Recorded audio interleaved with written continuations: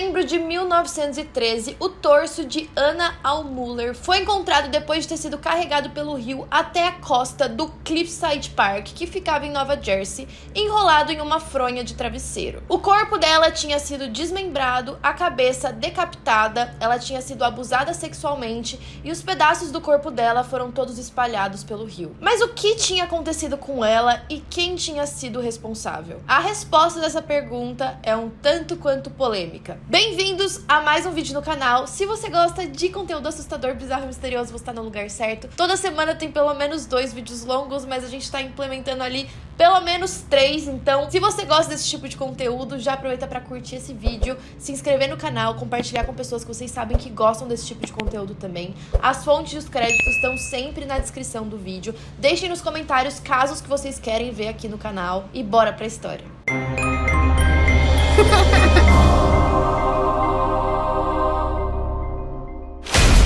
O torso tinha sido encontrado enrolado em uma fronha de travesseiro e os investigadores não tinham muito para onde ir. O torso tinha sido encontrado por alguns adolescentes que estavam ali em volta do rio e viram um negócio meio esquisito saindo de lá. Parecia uma mala ou até algum pedaço de alguma coisa que eles não conseguiam entender. Quando eles chegaram perto, eles desenrolaram essa fronha e perceberam que ela estava ensanguentada e dentro dela tinha uma parte de um corpo. Quando a polícia foi chamada, eles foram investigar a partir da etiqueta dessa fronha. Eles precisavam descobrir da onde tinha vindo aquilo, principalmente porque até então eles só encontraram o torso, e o torso é a parte mais difícil de identificar de uma pessoa. Por sorte, essa etiqueta levou a uma fábrica que ficava em Newark, e quando eles foram até essa fábrica, eles descobriram que essas fronhas só eram vendidas para um cara chamado George Sachs. Ele era o único da cidade que comprava as fronhas dessa fábrica. Então a investigação foi levada pelo departamento de polícia de Nova York e eles foram visitar esse tal de George. O George não conseguia se lembrar de quantas fronhas ele tinha vendido. Então a polícia foi checar os recibos e descobriram que uma mola de cama, um colchão, travesseiros e várias fronhas tinham sido vendidas no dia 26 de agosto de 1913. O comprador deixou o nome dele como A. Van Dyke. E ele também tinha providenciado que as compras dele fossem entregues num apartamento que ficava na Avenida Bradhurst 68. Então, o próximo passo da investigação foi ir até esse apartamento. Eles perguntaram pro superintendente do prédio quem morava lá e ele disse que pertencia a um casal. O marido foi descrito como um homem alto com sotaque alemão que se chamava H. Schmidt. Eles ficaram vigiando o apartamento durante alguns dias, mas depois de 3 dias sem ninguém aparecer, a polícia decidiu que eles iam invadir o lugar. Quando eles entraram no apartamento, eles levaram uma equipe de perícia para investigar se algum crime tinha acontecido ali. Eles perceberam que o chão tinha sido esfregado recentemente, mas grandes quantidades de sangue foram encontradas na parede. Uma grande faca manchada de sangue também foi encontrada em uma prateleira na cozinha. Também foram encontradas roupas masculinas costuradas com o nome A. Van Dyke. E também tinham cartas escritas em alemão que tinham sido direcionadas a uma pessoa chamada Hans Schmidt. Muitas dessas cartas pertenciam a mulheres que moravam na Alemanha, mas o maior número de cartas pertencia a uma mulher chamada Anna Allmuller. E nessa carta tinha o endereço mais recente dela. Então os investigadores foram até esse endereço. Quando eles chegaram lá, eles descobriram que ela tinha se mudado. Isso porque ela tinha conseguido um emprego como governanta da igreja São Bonifácio. E aí que a história começa a ficar um pouco complexa. Os investigadores foram até essa igreja. Quando chegaram lá, eles confirmaram que de fato a Anna tinha trabalhado nesse lugar, mas ela tinha sido transferida para outra igreja. Ela foi trabalhar na igreja São José, e aí os investigadores aproveitaram e perguntaram se eles conheciam esse tal de Hans Schmidt. E eles informaram que ele era um padre que trabalhava na igreja de São Bonifácio, mas também tinha sido transferida para a igreja de São José. Então agora eles foram para a igreja São José. Eles chegaram lá por volta da 1h30 da tarde e falaram com o padre que era superintendente, o superior de todos eles lá. O superintendente ficou sabendo da história, ele foi até o quarto do Hans Schmidt, acordou ele que estava dormindo e ele foi pego de surpresa. Mas assim que ele foi confrontado tanto pelo inspetor de polícia quanto pelos detetives, ele disse: eu a matei porque a amava. Ele descreveu o crime com detalhes que deixaram todos horrorizados. E aí ele foi levado sob custódia policial. Mas Mas quem era o Hans Schmidt? Ele nasceu na Alemanha, filho de um pai protestante e uma mãe católica. Então, desde pequeno, ele tinha muito contato com a religião. Só que ambos os lados da família tinham um longo histórico de doença mental. Desde criança, o Hans era espancado regularmente pelo pai e também via ele batendo na mãe. Ele mostrava vários desejos de seguir essa carreira religiosa, mas ao mesmo tempo ele tinha gostos peculiares. Por exemplo, ele tinha um fascínio por beber sangue e desmembrar animais. De acordo com alguns parentes, o Hans chegou a matar 2 gansos que o pai dele tinha e mantinha a cabeça dos 2 dentro dos bolsos. Ele também frequentava diariamente o matadouro que tinha na aldeia que ele morava. Lá ele ficava assistindo os animais sendo mortos e dissecados, e ele apresentava uma fascinação que deixava ele extasiado. Ele também demonstrava ser bissexual. Passado alguns anos, ele decidiu por fim seguir o seminário para se tornar padre, mas aí vieram mais polêmicas. Por exemplo, ele chegou a ser preso em 1905. Isso porque ele estava falsificando os diplomas dos alunos que tinham sido reprovados no seminário. E aí um promotor público foi lá, acusou o Hans, mas o pai dele deu um jeitinho ali. Ele contratou um advogado que conseguiu convencer todo mundo de que o motivo dele ter feito isso, do Hans ter falsificado os diplomas, é porque ele apresentava doenças mentais, então ele não sabia exatamente o que ele estava fazendo, e aí ele acabou sendo liberado. Ele chegou a ser ordenado como bispo, mas quando ele foi ordenado, muitas pessoas tinham dúvidas com relação à sanidade mental dele. O Hans também dizia que ele tinha sido ordenado como padre pela própria Santa Isabel. Ele disse que uma noite ela tinha aparecido do lado da cama dele e falado: "Eu o ordeno ao sacerdócio". Desde pequeno, o Hans dizia que ele ouvia algumas vozes e ele tinha algumas visões. Inclusive, ele contou essa história em algumas entrevistas e ele dizia que ele mantinha isso para ele mesmo, porque quando ele contava sobre essas aparições e essas vozes que ele ouvia, as pessoas zombavam dele e ele não queria isso.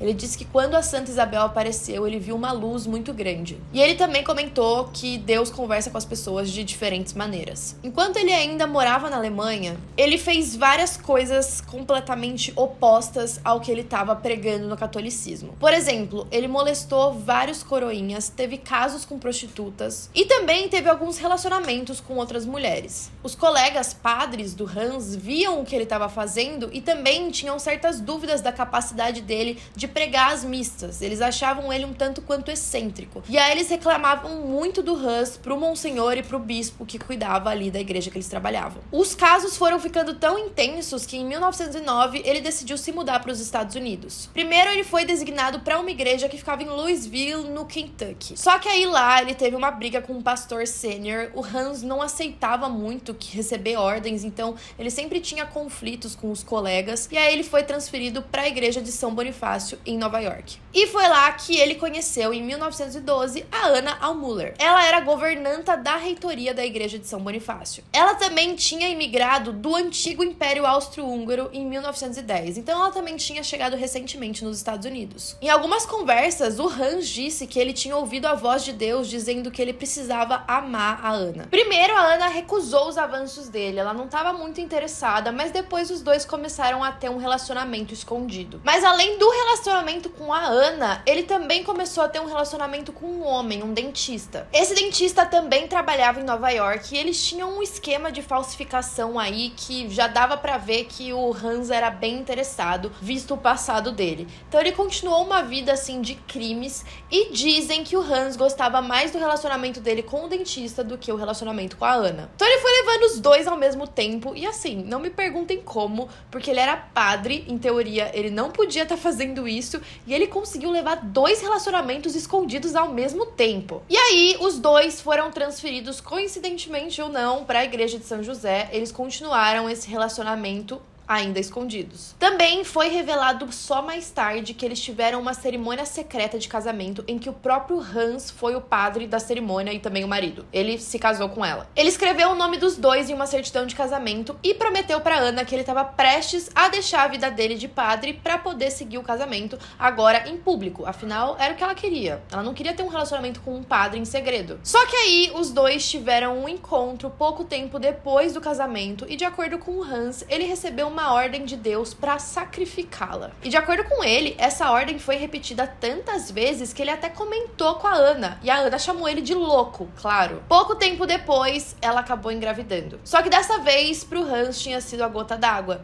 Ele não ia conseguir levar um relacionamento em segredo e agora um filho, sendo que ele nem gostava tanto assim da Ana, né? Ele tinha outro relacionamento, ele tinha outras prioridades e pra ele só tava seguindo as ordens de Deus. A ordem de Deus não era ter um filho, só tá junto com a Ana. E aí ele decidiu ouvir essa outra ordem de sacrificar ela. Ele achou que aquele seria o momento oportuno. E aí no dia 2 de setembro de 1913, ele foi até o apartamento que os dois tinham alugado. A Ana chegou logo depois e eles estavam fingindo ser um casal. Eles tiveram um encontro ali, depois os dois foram dormir e enquanto a Ana estava dormindo, ele pegou uma faca na cozinha e cortou a garganta dela. Como ele tinha aquela fascinação por beber sangue, com ela não foi diferente. Ele bebeu o sangue dela e abusou sexualmente da Ana enquanto ela sangrava até a morte. Depois, ele desmembrou o corpo, decapitou ela e jogou os pedaços no rio Hudson. Depois que ele fez tudo isso, ele terminou o trabalho, foi até a igreja de São José, fez uma missa, deu a comunhão para todo mundo, como se nada tivesse acontecido. Depois que o Hans confessou para a polícia o que ele tinha feito, foi todo um espetáculo midiático. Todo mundo começou a falar sobre isso e tinham várias notícias bem sensacionalistas. Depois da prisão, a Arquidiocese Católica Romana, obviamente, disse que o Hans não tinha mais nenhuma relação com eles, ele tinha sido expulso da igreja. Durante o primeiro julgamento, o Schmidt fingiu insanidade. Sim, ele fingiu insanidade. Os advogados de defesa, além de alegarem que o Schmidt só cometeu esse crime por estar ouvindo vozes, eles também falaram do longo histórico de doenças mentais que ele tinha na família dos dois lados. Eles inclusive chamaram uma psicóloga para testemunhar a favor dele, mostrando que na árvore genealógica tinham pelo menos 60 parentes que já tinham demonstrado históricos de doenças mentais. E por isso ele não poderia ser condenado à morte, porque em teoria ele seria louco.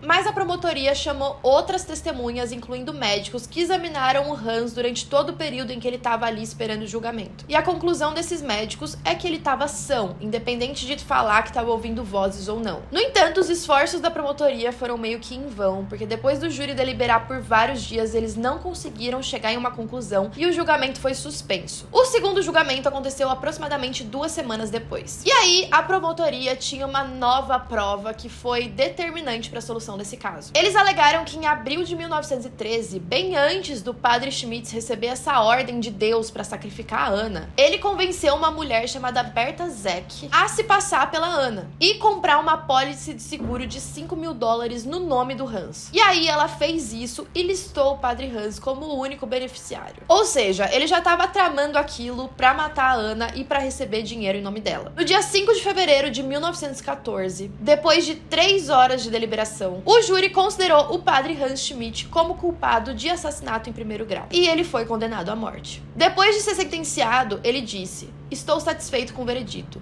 Prefiro morrer hoje do que amanhã." Então ele foi enviado para a prisão para aguardar a morte. A equipe da defesa do padre entrou com recurso logo depois da sentença, e isso adiou a sentença de morte dele por mais de 1 ano. Em dezembro de 1914, o Hans finalmente assumiu que ele estava fingindo a insanidade durante o primeiro julgamento. Mas quando ele admitiu isso, ele também atribuiu o assassinato da Ana ao dentista que ele estava tendo um caso. Ele dizia que o dentista tinha matado a Ana acidentalmente enquanto tentava fazer um aborto que deu errado. Ele também alegou que permitiu que as autoridades perseguissem ele e não o amante porque ele queria proteger ele. É claro que ele não admitiu que os dois estavam tendo um relacionamento, ele só disse que eles eram amigos. Mas os recursos dele não tiveram sucesso. Na madrugada do dia 18 de fevereiro de 1916, ele entrou na câmara de morte às 5h50. Momentos antes de sentar na cadeira elétrica, ele disse: "Quero dizer uma palavra antes de ir. Peço perdão por tudo que ofendi ou escandalizei e perdoo a todos que me ofenderam." Momentos antes da cadeira ser acionada, ele ainda disse: "Minha última palavra é dizer adeus à minha querida e velha mãe." O primeiro choque de eletricidade foi iniciado às 5h52. 2 solavancos adicionais foram administrados e ele foi pronunciado morto às 5h58. Um repórter depois disse o seguinte sobre o padre Hans: "Passou sua última noite na terra proclamando sua inocência e declarando que havia feito as pazes com Deus. Os guardas esperavam uma cena em que o assassino seria executado, mas suas ações o surpreenderam. Ele era o homem mais legal na Câmara da Morte.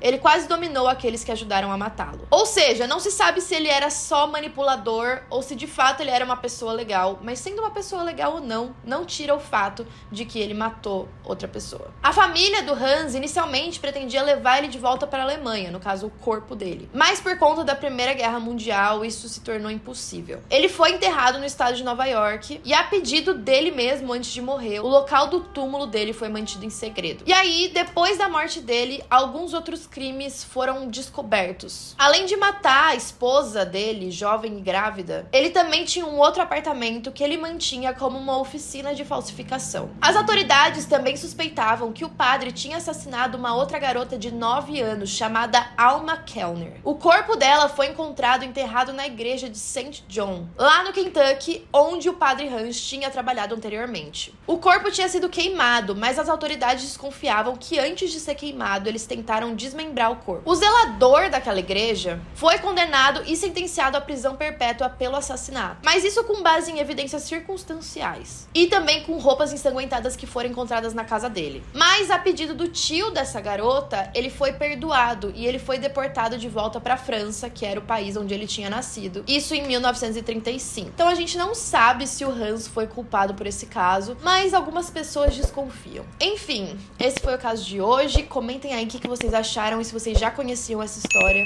E até a próxima.